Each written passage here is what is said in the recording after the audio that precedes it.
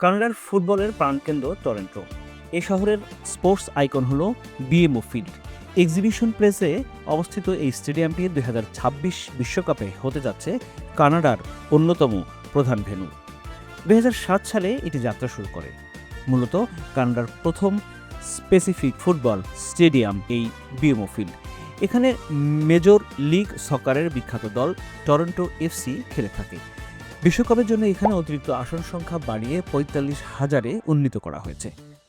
এই স্টেডিয়ামের বিশেষত্ব হল এর খোলা ছাদ এবং প্রাকৃতিক ঘাস। অন্টারিও লেকের পাশে এর অবস্থান হওয়ায় এখান থেকেই টরন্টো স্কাইলাইন এবং সিএন টাওয়ারের মনোরম দৃশ্য দেখা যায়।